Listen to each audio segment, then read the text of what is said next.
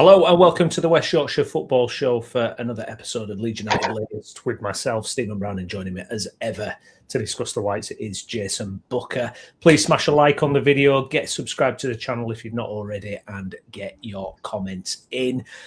JJJ, what a week it's been. Did I schedule this show for 11 p.m, Gav? I'm guessing that you maybe did. Yeah, just the... Oh, did you? Whoops. Oh, yeah, just the 12 hours early. Look at that. We're very prompt on this show. Very, very prompt.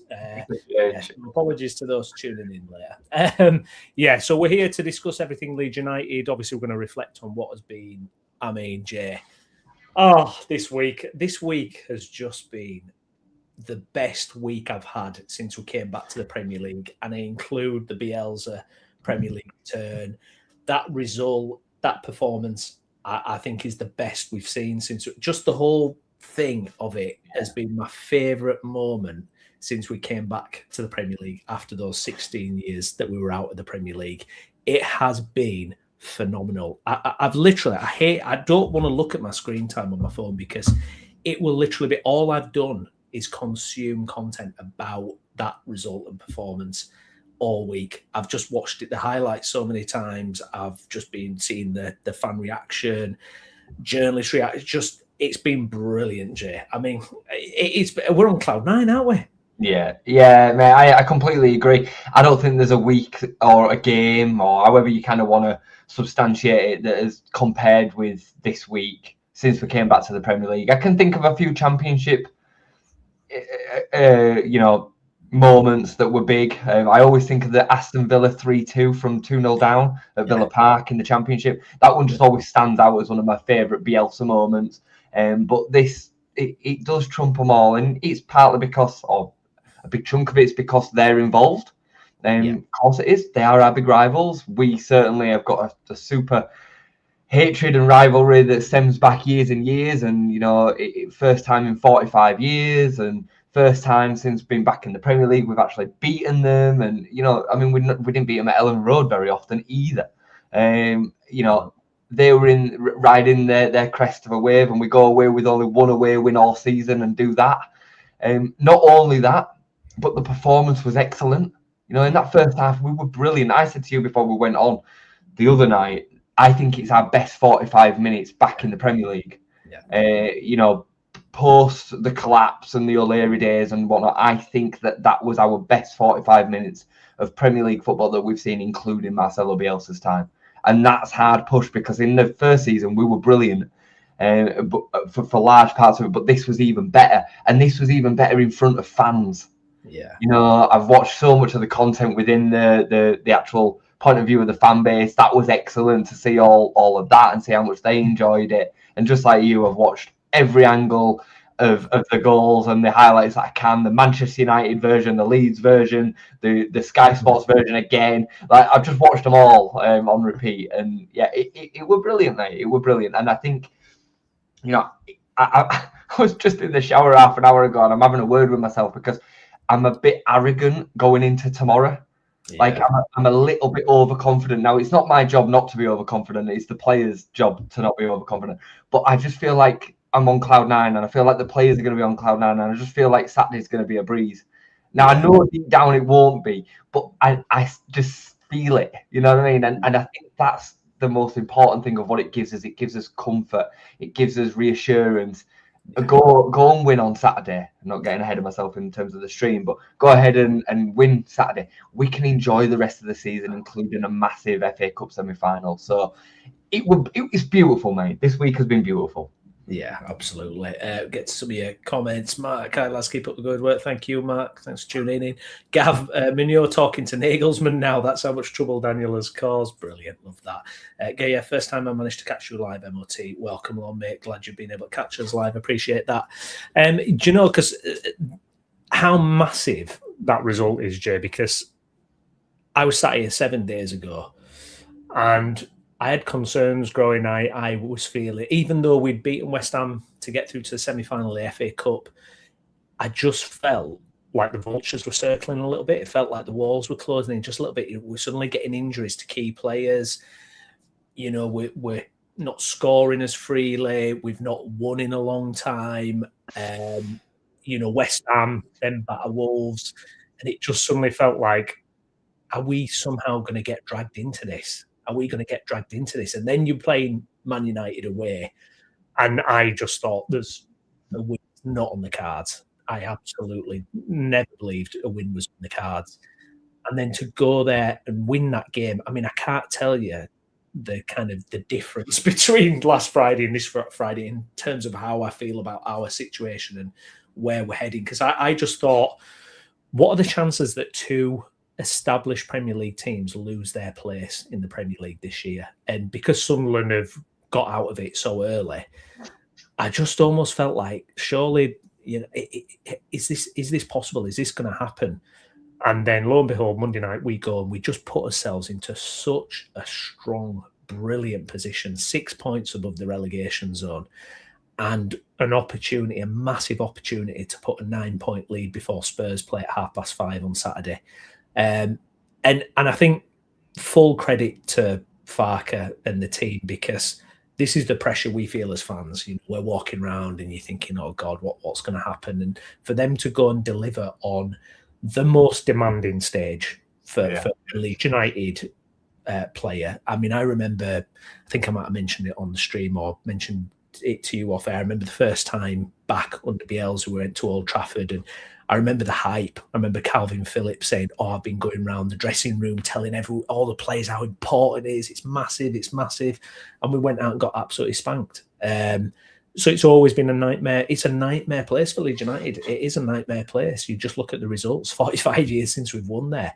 So there's always been that hoodoo. And you're right, even at home, we've not won many games. So to go and do that, to defy all that against a team that had the best home form in the league, I mean, you run out of superlatives about it, because it doesn't get better. It can't get better than that. Let's be real, Browney. You were flapping big time last week. Oh, and I get it. I do get it. But you were flapping, especially after the West Ham result. The Saturday, you were like proper flapping. Do you know when I can tell? Sorry, just before I continue. Do you know how I can tell when I'm spiraling? When I go for a walk, if I'm not thinking about Leeds, it normally means we're in a good spot. If I'm on my walk and it's in my head and I'm thinking about permutations or I know I'm troubled, and that's exactly what I was like. That's exactly what I was like. I get it. I absolutely get it. It consumes you, doesn't it? And we were just talking about my situation. We'll talk about it again with the FA Cup final. Like it genuinely, it means so much. And I a lot of the time wish that it didn't, but it does. It's what we're born into. It's hooked us. It's part of what will make our lives. So it is all consuming, and I think we got a huge, I would say, statement moment in our season, in our journey under Daniel Farke and our journey under the 49ers. It felt very much flag in the sand moments, and it is important that we back that up in the right way. But as it currently stands, this season has been an unbelievable success, really, and it all resulted in an unbelievable performance. Like, I think we've seen a lot of good performances this season. Some have resulted in wins, more have resulted in draws, and even some of them have resulted in losses. And that clouds the judgment, unfortunately, of a lot of our own fans and the media and the narrative. But we've played pretty well a lot of the season. And what we saw on Monday night was all that coming together in an even better performance than really this team should be capable of. Yeah. We spoke for years about Bielsa being able to get what he got out of that team and pushing it to the limits. The same goes for this team. I've said this all season, but if this team was in a Wolves shirt or in a Burnley shirt, I'd be saying they're dead and buried. I'd be saying they stand very little chance of staying up. They're going to go down. I was thinking about it earlier. We're 19 points in front of Wolves, who we play on Saturday. 19 points. Now, I know that they've had a bit of a change and they struggled last season and whatnot, but they're still an established Premier League team. West Ham, I think they're 15 years in the top division at the minute, West Ham in a row without relegation. I think it's something like that. That'd be about right, 2011. As the last time that they went down. And Spurs, obviously, we know the situation there, and even Forest are involved in that. When you put it into actual context, the achievements to be able to go on Old Trafford and do what we did on Monday night He's honestly, it runs out of superlatives to describe it. Yeah, 100%. Martin, thanks for your comment. Morning, guys. It gets better and better. I'm really happy to be a Leeds fan under Farke. Feels like there's a plan. I just switch off when people say that fan criticism changed his mind. Martin, what a point. It's absolutely bang on. When I hear people say, content creators especially, saying, I'm glad he's listened, or I'm glad that he's done what we've been saying all season. What are you talking about? Oh, it's just embarrassing. It's mad to think that a Premier League manager will be like, oh, let me just have a look on Twitter to see what tactics I should roll out with this weekend. Like, come on now, behave. Like, that tactic will have 100% been worked on from the summer, and it'll be probably a plan B that's then evolved into plan A. But I mean, since we've gone to the 5 at the back or the 3 at the back, however you want to look at it, that's developed as well. Because when it first started, we didn't play this right centre back up at right wing thing that we're doing now. That is very much a tactical adjustment within Farke to try and make us more creative. Yeah, give us more overloads. I mean, the performance that we put out on Monday, the patterns of play, the runs, the movement. There were a period of time where Brendan Aronson were over on the left-hand side, along with Noah Okafor and Gabby as well. He was floating all over. There's so much to it that the casual fan just thinks, 3-5-2, we've got 3 really good centre-backs, play 3-5-2. There's so much more in it than that. And to have the naivety to think that it isn't being worked on is crazy. Absolutely. Well, even the when you listen to pundits, because I mean it's a great listen. I can appreciate pundits when they have to commentate on so many games. Look, you're not going to know the in-depth ins and outs of every club you're commentating on, but it's a very easy grab to go, oh, I changed it at half-time against Man City, and that is the only reason why it's all clicked in. And we've said, I mean, you can go on our match reviews and streams, and we were not playing terribly. Before we had 2 really bad games away from home against Forest and Brighton that were bad, but we were good against Villa at home, which was the game before the Man City one, where we shouldn't have lost. We shouldn't have lost that game. And look, that change kind of it has opened something up. And since that Man City game, we long unbeaten run, all that kind of thing. But these, it's so easy to be reductive. It's so easy to just casually go, oh, it's just because of this little thing that's made the whole situation. And you're absolutely right. These things are worked on. They're thinking about this thing all the time. And there's so many little tweaks and little patterns that we won't even know, we won't even see. So much work has gone into this team. I mean, that was so well structured against Man United. I mean, some of the actually, it's fascinating because I remember, and I'm guilty of this, I'll put my hand up. I remember the first season under Farke, there was a little bit of a thing about Farke not being able to coach attacking patterns. Do you remember that? Yeah. Big thing about, and there's a couple of prominent journalists put out about, Farke seems very limited when it comes to like attacking, plans and that kind of thing. And I bought into that a little bit. That was one of the things I was worried about. It's like, well, yeah, because he's got Somerville and Rutter, and then it seems if nothing happens there, we struggle. It's like we can't do anything else. But he's completely negated that. I mean, you look at what he had to do season 2 in the Championship, rebuild the attack. You look at that performance on Monday. You look at many performances this season. We're set up. We're so tactically on point. I mean, we don't go out there. We don't get hammered. We've been hammered once this season, and that's it. We have not been hammered. I remember, Bielsa, who has an incredible philosophy, an incredible tactical plan and tactical setup. But it was like as soon as that kind of got figured out or something, we were losing 6 and 7s. 6 and 7s. We don't lose that under Farke, even though you could argue the quality gap is so big. You'd probably be worried that you get more of that. But we're so well drilled and motivated as a team. I think it's unbelievable. I actually think it's the biggest surprise of the season, how tactically astute he's been. Yeah, I do. I really do. Like the gap has been bridged by him, the tactics, and his man management with the players. Because the players, I think we've got. I love this team. Yeah. But technically, we are behind. We're behind a lot of the teams. I saw a Spurs content creator talking about our team the other day, and they'd be like, our fans would laugh if we had Dominic Calvert-Lewin. Our fans would laugh if we had Brendan Aronson. And they're right. They're absolutely right. But we're capable of putting it all together into making something bigger than the sum of its parts. And I had a bit of back and forward with... it's funny, since I've come off Twitter, some of the negheads have gravitated over to TikTok, which is hilarious. And sorted out there, which is fine. It's fine. But I actually had a little bit of back and forward with one the other day, and he was saying that it shouldn't have taken us 13 games to evolve into a Premier League team. And I'm like, how arrogant are you? Like, what are you talking about? I mean, number one, we actually showed some really good performances before game week 13. That's the first thing. Yeah, we started the season off with a win against Everton. We held Newcastle to a point. There were other results within there. Bournemouth, we should have beaten Bournemouth at home, and Bournemouth were flying at the time. On and on and on and on. But how arrogant can you be to say that it shouldn't have taken us a game week 13 to get to grips with the Premier League? It is such a big, ginormous level improvement on what we were playing at week in, week out. Absolutely, it's going to take you time to adjust.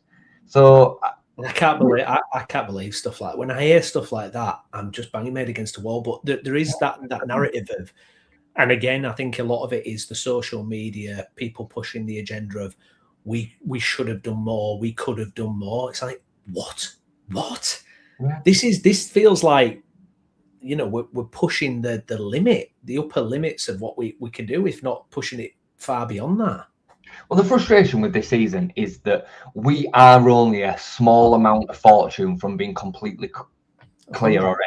Yeah. And that's where the frustration is. But instead of reflecting it on actually what it is, which is a little bit of quality difference and a little bit of fortune, people choose to stick with the same narrative that they've always peddled, that Farke's the problem. Yeah. That's what it is. And they apply it to that without any logic or context to apply to the situation. I mean, I'm talking just purely off luck and luck alone. We would be good for 3, 4, 5 points more. I think in terms of what we actually deserve, I think you're talking 10 points plus. Absolutely. I bet we went through the fixtures, Jay, and who was the better team? If you went through each game, who was the better team? I honestly think we were the better team in so many games. Brentford away, Sunderland away, Villa away, Everton away, Newcastle away, Bournemouth at home. So many. Yeah, and they're not difficult to remember either, really, are they? Yeah. I mean, you talk about the Sunderland game just alone. We have a goal ruled out for offside in that game, and we have a blatant penalty missed and ignored by both the ref and VAR, to which then Ethan Ampadu does what he does, and they score from their one shot on target. And that game wasn't great, but it was a game in which we deserved to win 1-0. Yeah, absolutely. Yeah, Fulham away. I mean, how many times are you going to see a goal like that in the last minute of the game? Ridiculous. It's better in that game as well. And that's 4 points. That's 4 points just through them two conversations. And if we had 4 points more right now, I don't think anybody would be saying anything. No, I don't. I agree. No. Carrot looked like he was back at Borough. You know what is amazing? I heard this point made on another podcast. I think it might have been the Square Ball, actually. Or go watch their propaganda show, by the way, if you haven't seen it, because it's amazing. But what's Michael Carrick done as a manager compared to Daniel Farke? What has he achieved compared to Daniel Farke? He's now sitting as Manchester United boss, almost like that's it, he's going to get the rope. He has done absolutely nothing compared to Daniel Farke. He's achieved absolutely zilch compared to Daniel Farke. Absolutely. Yeah, the reputation that'd be attached to it would be wildly different, wouldn't it? It's spot on. Michael Carrick's failed at championship level. Yeah. Failed. Absolutely. And then got the Manchester United job because of his name. It's the same as Frank Lampard, same as Steven Gerrard, same as Wayne Rooney. He's in that catalogue of managers. I think Frank Lampard deserves a lot of respect because he's dropped back down, rebuilt, and shown that he's a capable manager. I think there's certain bits that Frank's done over the years that has shown himself to be quite capable. I think the first year that he came in at Everton to save them was pretty impressive. I think he was good at being able to manage and galvanise. I think since then he's shown himself to be tactically astute, because I don't think this Coventry team is the best team in that division. But they are, without a doubt, the best team this season in the Championship. But I don't think on paper they are. So what will let him down is try to rush the next job, though, isn't it? Like if a job comes up at a basket case team in Premier League, he'll probably jump because it's Premier League. You can't knock him for taking the Chelsea job. No. You can't. That is what it is. But you certainly can. You certainly could be able to say, well, now would be the time to make sure that you keep on building gradually at the right pace for you. It's a great topic of conversation. Daniel Farke is so. I know we speak about him a lot, and it must seem like a bit of a glazing kind of show. I'm sure there'll come a time where his time will be up, and me and you will be like, he's lost it, and we did it under Marcelo. Me and you both were kind of scratching his heads come the Marcelo time and losing his mind a little bit with regards to that period of time as well. It will come eventually, but at the minute you have to be fair with your analysis, and he's done an unbelievable job. Yeah, yes. As John says here, how will people feel if another club poach Farke? I mean, this is the amazing thing about a manager as well, how you can change the narrative around yourself. Now, imagine, perfect world, he keeps Leeds up comfortably and we win the FA Cup. How high is Farke's stock then? How long before other clubs go, oh, actually, he's like proven himself capable? I mean, you just don't know how these things go, and if a top 10 team then kind of sniffing around, or a European team, if a team in the Bundesliga, or who knows? Who knows? I mean, he'll be on that radar because this, if he keeps Leeds up, he has already changed the perception of him from the outside, because all this stick of Norwich relegations, I mean, that's all that you hear around Farke, isn't it? The fact that coming into this season, that's all you heard was, well, he's going to be top of the list to go because of what happened with another club in another situation. I think his reputation has skyrocketed, and I think he will be actually way more coveted than people think. Yeah. Imagine we finish 15th and win the FA Cup.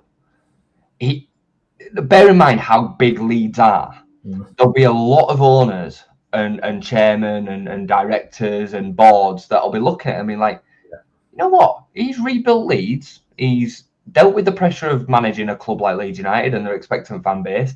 He's dealt with American ownership. He's got control of it all. He plays good football because he does.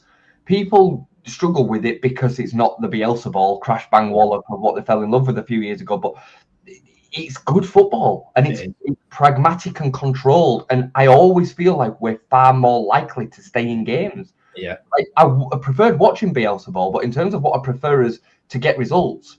I mean, in terms of what Bielsa would be able to get out of this team, I think we'd have ended up seeing what we saw towards the end of Bielsa season 2. Yeah, I love Marcelo, but this team won't be able to do it. So I just think it's I think he'll be. I can see him at Dortmund, mate. I've said it before. He just got Dortmund all over him. Yeah, I agree, and I also, in terms of style of football, I remember Farke's first game pre-season as Leeds, and it was like a huge sigh of relief for me because we actually had possession of the football. Because I remember under Marsh and then Javi and then going to side, it was like you'd barely see Leeds touch the ball in 90 minutes and then end up losing. And it was such a relief when Farke joined. It was like, God, we have possession. We're touching the football. And like you say, it feels like you're in games. You're actually in games. It's unbelievable. I do want to talk a little bit about salty Man United reaction as well. It has made it sweet. I mean, I think Michael Carrick, I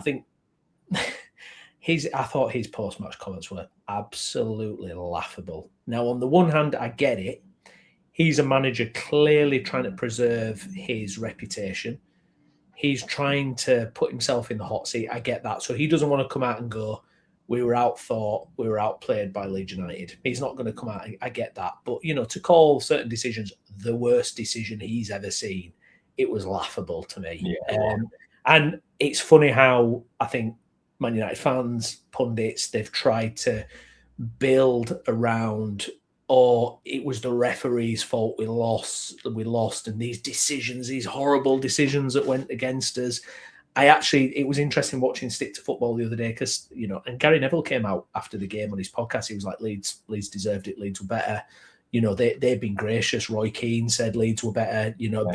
Before pre-match, Roy Keane were a bit dismissive, saying, which you look at the two teams and you can understand it. So it was good that there was a section like that. The ex-players understood the reason why the result happened is because Leeds were better than Manchester United on the night and fully deserved it. But to watch some of the salty reactions and, Michael Carrick, what he said after it, and the thing as Gav says here, Carrick gave us no credit. He knew Farke cost him that job. And Farke's record against Carrick, by the way, I think it's like 5 wins, 1 loss, and it wasn't even in the league. It's ridiculous. But yeah, what have you made to some of the reaction from that lot? Yeah, I thought Carrick's interview were embarrassing, to be honest. He'd have been far better placed coming out and saying Leeds totally dominated the game in the first half. There were good value for it. And, I can understand an opposing manager being a little bit ticked about the sending off, but it's a sending off and you have to just kind of accept it for what it is. Once that's seen by VAR, he's done what he's done. It's as simple as that. I don't think he's meant to. I really don't. I think it was very similar to the Alfie May one that we discussed for Huddersfield. He's gone to grab the shirt and he's pulled his hair. And don't grab a shirt. Like, it's weird. There's been this defence this week from Manchester United fans that it's okay that he's trying to break the rules by grabbing the shirt. Like that, we just accept it so much because it's part of the game. We see it all the time that it's not even considered a foul. I mean, that's a foul too. So it's a really odd one. It's a really odd one. Like if you grabbed full top of his head and pulled his hair, would that be a foul? Yeah. I mean, like if he missed his shirt and just got the top of his head, if it were like your hair size, not mine, you won't get on of mine, but like if it were your hair size and he just grabbed the top and grabbed his hair, is that a red card? Like it's just a nonsense. And then I saw some Man United fans saying about the Calvert-Lewin jump into Lenny Yoro. Not a single person appealed at the time. Not a single Manchester United player. Yoro's reaction is on the ground. He don't, He's gutted because he's lost out to Calvert-Lewin in the air. Calvert-Lewin's not elbowed him in the face. His arms come across as he's gone up to jump. It's as simple as that. So, yeah, absolute nonsense. Funny, if anything. The tears that I've had on some of the socials, because I did a little bit of a poking fun. I did a Jason Cundy straight after on TikTok, and they didn't take it too well, didn't some of them? So yeah, I love it, mate. It made it sweeter. No, absolutely. Couple of players then I want to talk about their kind of emergence at this stage of the season before we get on to the Wolves preview. Tanaka, Noah Okafor, they've made a huge impact in these last couple of games. Okafor, 2 goals, and he's written himself into Leeds United folklore, and his impact coming back into this team, I mean, absolutely huge. I mean, if he's not playing the other night, there's a good chance we don't get the ball in the back of the net. And it's interesting because, what's come out, we had this little debate about it, what's his best position? And when he came in, he played as a second striker at Milan, but feels more like you're watching a winger, and that's his kind of best kind of attribute. But you can see some striking instincts there. That finish for the first goal. And he's found himself in a couple of positions like, the Chelsea goal where he's there to poach a goal. And, he's just such a handful. If he had the fitness as well, I mean, God, what a player. But, I mean, how valuable is he going to be going forward if he can stay fit and just give us 60 minutes a game for the rest of the season? I mean, he's another one. I mean, we talk about missed points this season. If Okafor played 70 minutes of every single game this season, I think we'd be comfortably safe. Because he does make that much of a difference. He's a creative spark in a team which has got very little. He occupies players that then opens up space for other players, which then makes them all better. I made the point the other day, I think he makes everybody around him better. He scares defenders. I made the point the other night about players giving him a couple of yards, and they don't do that with Nonto. Yeah. They're on Nonto and they're straight into the tackle. With Okafor, you can see that they're worried about what he's going to do. He's a big lad as well. Like, he's a physical presence. He's not a diminutive, nippy winger like a Dan James or a Willie Nonto or Manor Solomon or even a Cree Somerville. He's 6 foot. I think he's 6'4". He's a big unit. He's strong. He's capable of using his body. He's good on both feet. He's a top player. He's a top player, and we've got him because of the injuries. We've got him because he's got to rebuild from the position that he's in. But he's vital, mate. He changes us completely. Well, I think the rebuild is the key word, because there were performances early in the season where the game just drifted by him and he had no impact. You'd see a little bit of a glimpse and then 20 minutes before he touches the ball again. But now it feels like he's coming in, he's demanding the ball, he's confident in his body again, Jay, would you say? He's got that confidence again. It's just staying fit, isn't it? It's just, if you can just stay fit, he is our best attacker. 100%. I remember the first kind of impact he made was against Wolves away, and he were really poor that day. In terms of like what he did outside of the key moments. Yeah. But the second he got near the box, he was causing them nightmare. He scores. Did he score one or two? Didn't he, or something? I think he got an assist and a goal, I think. Yeah. But he was definitely involved in a couple of them. But outside of them moments, he was struggling to get involved. But them lightning rod moments, he's just got that touch of class. He's got the touch of class that Criad, he had the touch of class that Gio and Mano Solomon as well, that this team desperately needs, in the summer when we get there, should we still be a Premier League team. It is them bits of quality that we're going to desperately need to recruit, a 10 that can unpick defences and Emi Buendia or the likes, something like that. That is what we're desperately missing, and Noah gives us that completely on his own, really. Everything else is workman. Yeah, absolutely. I was just checking in 6 goals he's had this season, so not bad at all. Tanaka as well, Jay, fascinating journey Tanaka's had, and again, I think this is where there's a little bit of a misconception across the Leeds fan base about, Farke couldn't like him and he's out of the team. May I remind people that he started the first 2 games of the season and got an injury. He lost his place because of an injury. That's what happened. He started against Everton, he started against Arsenal, he had an injury, and then it was in and out since. So it wasn't like this guy, Farke had some kind of, vendetta against Tanaka. It was Tanaka had his starting place, got injured. There was a loss of confidence, clearly. Tanaka said that himself. Difficulty with form and everything like that. And I think it's absolutely fine that he comes back into the team now, fully fit and firing and looking like the Tanaka we suspected might be in there, but we weren't sure at this Premier League level. And going forward, I hope he can, if he maintains this level, Jay, I mean, he's a top player. I don't want to lose him in the summer. It feels like sometimes players just take, they have a different journey, don't they? They don't just come in and straight away smash it. Injuries happen, loss of confidence happens, and it feels like that's what's happened with him. But if he can come in and turn in these performances now to the rest of April and going into May, fine, brilliant. You can't get in the way of a good narrative, mate, and that is ultimately what it is. It's just another stick that the haters have used to try and beat Daniel Farke up with. It's bizarre. Not one of them will mention the context of the fact that he started the season and lost the position to injury and then struggled with form and getting back in there. The easiest thing that people say is, we weren't given opportunities. He was given opportunities. Go and have a look at the statistics. He played games. He got back into the team, played pretty well against Chelsea when he scored the late goal against Liverpool. He then played really poorly in whatever the next game was. I forget which one it was. That was then compounded with the mistake against Man City, and there were the mistake against Bournemouth earlier on in the season as well, which cost us 3 points. Yeah, it cost us 2 points, sorry, because we ended up drawing that game. And then we cost us a point against Man City, and then he struggled then after. And the opportunities that he was then given, Derby away and Birmingham away in particular, he stunk the place out. Yeah, and he had to wait for his opportunity, just like other players have had to wait for their opportunities. And when he got another one against West Ham, he took it. Yeah. And well, you know what then? Congratulations. You're back in the team. Yeah. It's not that difficult for me. It's really not. I'm absolutely convinced that Brendan Aronson wouldn't have started on Monday night had Anton Stack been fit. Great. That's fine. I've not got a problem with that. I thought Brendan did fine. Yeah. But his form has dropped in terms of the levels in comparison to earlier on in the season when he was doing everything that he's really good at and then creating.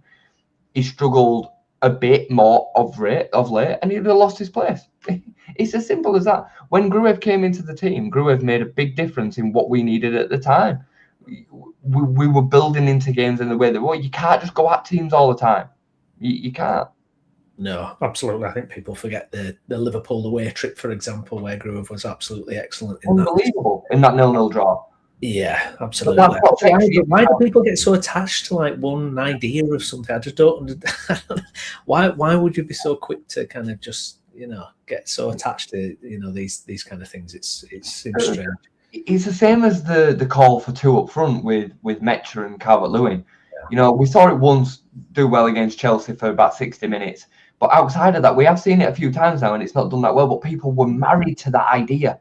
Yeah, they were absolutely desperate for that to be what we had, but it didn't give us that connection between midfield and attack. That's why Noah Okafor's much better at that role, But like you just said, people become so attached to one idea, and it's got to be that way. Crazy. Well, going into this weekend, then, Jay, as the thumbnail says, is it one victory away from guaranteed safety? It would feel like. I did see that it's. I was meant to check this before we started, but apparently it's. Is it the 7-year anniversary to the Wigan? I think if someone could verify that in the comments, the one of the biggest nightmares supporting Leeds United, that Wigan game that we lost somehow. I mean, we'll never understand how we lost that game. Apparently, it is the anniversary of that. I don't know if that's bang on, but that makes me feel like throwing up thinking about that game. Oh. Like, it makes me feel like throwing up. I remember exactly where I was when I was watching it. I remember the feelings that I went through. We went 1-0 up, missed a penalty in the first half, and then they go down to 10 men, and then Reece James just turns into Zinedine Zidane, and we conceded the only 2 chances. We were so bad in that second half. God, what an awful day that was! What an awful day that was. Gavin says Wigan weekend, yes. So just a nice little bit of history there, just to tease us. So we're going against Wolves. Like I said earlier, we could extend the lead to Spurs to 9 points before they kick off at 5:30. Wolves lost 4-0 last week to West Ham. We know they're improved since Rob Edwards went. But, Jay, I mean, you wouldn't pick another game, would you, at this point, this opportunity? I mean, it feels absolutely there for us now. Prior to the Man United game, I was actually looking at this game going, banana skin and all this kind of thing. I just feel with the momentum, I'm hoping for the Swansea 6-0 that we did at the end of last season, or Cardiff, I don't know which one of them clubs it was, where we were like 5-0 up after 20 minutes or so. It was Stoke, wasn't it?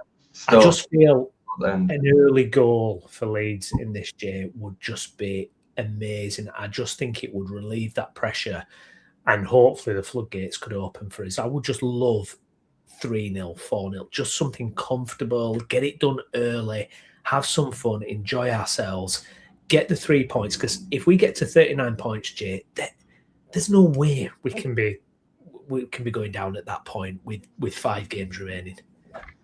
Yeah, no, it was Stoke, wasn't it, when we turned up needing to win that game to kind of clinch it, really, and Pirro scored 4. It just turned into a machine. I mean, we had so many drubbings last season, didn't we? We beat Cardiff 7-0 last season as well. So. Yeah, I think it's a massive game, and obviously it's a massive game because you don't get too many opportunities where you should feel like you should take 3 points in the Premier League, especially as a team down towards the bottom. But as I said earlier on, we're 19 points in front of Wolves. We've beaten Wolves already this season. They're coming on the back of a 4-0 loss, against West Ham. We really should. On the back of beating Manchester United on Monday with us tails up at Ellen Road, the fans should be absolutely buzzing for Saturday on the back of this week. I just think we have too much for them, and I think we'll be too good on the day. And I hope I'm right. And yeah, like you're saying, I'd love it to be a comfortable kind of day at the office because it's great to win a Premier League game, and a lot of the enjoyment comes around the fact that you're having to sweat so much for them. But it would be nice to just have a bit of a week off and win the game. I just think I'm comment about Wolves not winning away all season. That's true. I'm pretty sure that was the case for Wigan as well when they came to Ellen Road that day. That makes no difference. It's 7 years ago. It doesn't mean anything. Yeah, we should win this game. And 39 points. I think 39 points is safe. I don't think we'd have to pick up another point, if I'm honest. There's no chance in my head that Spurs, after not winning a game in over 100 days, 4 months, not won a game in 2026, win 3 and draw 1. There's just no way. There's no way. They're not going to all of a sudden get it together that much that they can do that. So, yeah, I think one more win wherever that comes does us. I do think it's important that we don't let how much of a bonus Monday was then drift away by not winning this game. If we'd have lost on Monday as we expected to do, we would have had to win this game. And I feel the same about it. Go on, just nail it. And I'm sure Daniel Farke will be putting the importance across that, look, we win this game, we can rest a number of you for Wednesday against Bournemouth, and then we can give everything that we've got against Chelsea on Sunday. Because that does matter. You know, we're so close. We just go and win tomorrow, and we can then fully put our eggs in the FA Cup basket. Yeah, absolutely. I want to come back onto that. I just want to acknowledge Steve's comment. Thanks for your comment, mate. Love the fact about Tanaka. People forget he's formed it big time. Other content creators slag Farke off for not playing him. Good point, lads. Hopefully we carry on against Wolves and win back to back. Indeed. What are you doing with the team then, Jay? You're just going again with Farke says they're all fit, ready, and raring to go. I think Okafor is fit. I think Okafor and Tanaka, what they give you as well is that technical ability to create more. You know, you saw it when Tanaka came in West Ham, the way he can whip a ball out and just get us moving, and obviously what Okafor does as well. It feels like if we've got those threats on the pitch, which we lacked against Brentford, for example, at home, where we struggle to create, it feels like if those are on the pitch and they're fit and firing, really good opportunity. Yeah. They play between the lines. They're not scared to hold on to the ball. They're not scared to play in tight spaces with the ball. I would play exactly the same team. Yeah. Exactly the same team. I think James Justin's been brilliant at right centre back. I've just seen Gav's message about Rodon potentially being fit. And Wow. Whether he's fit or not, he'd be on the bench for me. Why risk him? It don't make sense. If he's already come back pretty quick from an ankle injury, just play the team that played on Monday. They were excellent to a man. Give Noah Okafor that license on the left hand side. Give Brendan the opportunity to float across. Calvert-Lewin doing what I thought Calvert-Lewin, but the more I watched the highlights of the other night, the more like I know he missed the chances, but all the other stuff, it was excellent. Ampadu was excellent as well. You know, we'd had his conversations, me and you, reservations about away performances for Ethan earlier on in the season. He was honestly absolute leader of men. Yeah. Caldalo, you know, I would have liked to have seen Perry come back in after the cup games. I've said it on both occasions. Darlow was perfect. It was brilliant against Manchester United, so I was wrong. And Farke was right. He usually is. So, for me, exactly the same team. The momentum's in our favour. They should be flying. I would imagine that they'll come flying out of the traps. And Gav mentioned earlier on in the stream, it is important that we get an early goal in this game, because the longer it goes, the more Ellen Road gets stressed, and the more their tails will be up and they'll feel like they can keep us out. It's weird, really, when you saw dead and buried like Wolves, that they would come and just try and hold out. That you'd just think that they'd come to try and win the game, wouldn't you? But they won't do that, I don't think. No. Looking at some of our rivals' games then before we wrap up, Tottenham is the next game. And they're playing Brighton at home at 5:30. Brighton second in the form table. Looks like that's come together really nicely for them, because they were struggling earlier in the season, but they're on fire now. I mean, I can't see Spurs doing anything against Brighton. I mean, I think it'll be 3-0 Brighton. I really do. I mean, I hope so. I mean, it's De Zerbi's first home game, innit? And he's facing his previous team, his old team. So there is a few dynamics that are going to be attached to this, and you just believe, don't you, at some point that Spurs are just going to get it together and be all right. Like there is this niggle in the back of everybody's head that it's Spurs, they're going to sort it out, they're not going to go down. But if they weren't called Tottenham Hotspur, nobody would be saying that. Most people, if this were Leeds in Spurs' position right now, they'd be saying Leeds are dead and buried. They'd literally be saying they've not won a game in 2026. They've just like they're dead and buried. So I just don't see it. I'm the same as you. I think Brighton will go there full of confidence. 5 wins in 6. I think Brighton have got and win the game. Spurs are terrible at home. They've won twice at home all season. They've not won at home since, I want to say, October. They beat Burnley on the opening day, and then the other win was, I'm sure it was in October. Yeah. So, yeah, they're in trouble, man. Absolutely. Elsewhere, I mean, it could be a really, really bad week for Spurs because, I mean, Forest have got Burnley at home on Sunday. I think they've had a couple of injuries from the Europe game last night, Forest. I think they've got a couple of bad injuries there. But you would suspect they'll have enough to beat Burnley at home. You've got Crystal Palace against West Ham. I'm not sure kind of what state Palace are in at the minute, but if West Ham do the Nuno thing, counter-attacking, Somerville bowing, I mean, Spurs could be really cut adrift by the end of this weekend. They could. I don't think they will be, because I think both the other two will drop points this weekend. I just have a feeling that Forest will get a point against Burnley. Burnley are a funny one. I mean, obviously we know that they're not very good, but at the same time they don't get beat badly. And I've watched a lot of the games, and they are often in games. It's scoring goals out of their problem. I think Palace beat West Ham. I think Palace are in a bit of a good place right now. They've really overcome that, because they were looking in big trouble with Palace at one point. I thought they were going to get dragged right into it. I think when we played them, we could have gone level with them on points. I think it was, and we should have won that game. So. I think Spurs won't be cut adrift, but I do imagine that Spurs will lose as well. And I think if we win, and this is why I'm so confident that if we win, we're safe. Yeah. Because the gap is going to be so big, and there's going to be 3 teams that then all need to overcome that. You're not going to find a situation where we only need to finish in front of one of them. So, I think did Forest get through yesterday? Yes. Yeah, they did. Yeah. Well, that's great. Yeah, your rage is on for them. Are you free for the post-match review tomorrow? Absolutely. Yeah. Good stuff. Excellent. So me and Jay, we will be back tomorrow straight after the game. Be pretty cool as well, because we'll be able to keep an eye on the Spurs game at 5:30 as well. So we'll be able to kind of keep one eye on that game as well. Do you think Spurs go down? Do I think Spurs will go down? Are you picking Spurs? It's such a weird thing, because I agree with what you said earlier. It's like, surely they won't, surely they can't, surely a result's going to happen, but they're just so devoid of anything. I think they might go. I feel like it's the Titanic has sunk a little bit there. I've said it for a while. It's felt like the form is just it's ingrained now. You can't turn that around, can you? Just like that. No, and the management changes, and just how crazy it's all been. The injuries, the ownership, everything's kind of come together. You said at the beginning of the season, you need some Premier League teams to have this to stand a chance of staying up. And Wolves have had it with recruitment more so.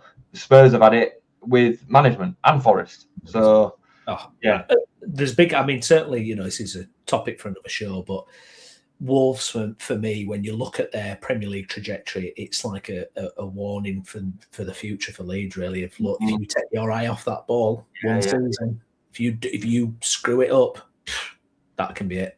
That can be it. Good stuff. Right, we'll leave it there. Thank you to everyone who's commented. If you've not done so already, please do like the video and subscribe to the channel. Myself and Jay will be back straight after the Wolves game tomorrow, so please come say hi then, and hopefully it's all gone Leeds United's way. I've been Stephen Brown, with me as ever, Jason Booker. Thank you, Jason. Thank you, mate. And we'll see you all again tomorrow. Take care. Bye-bye.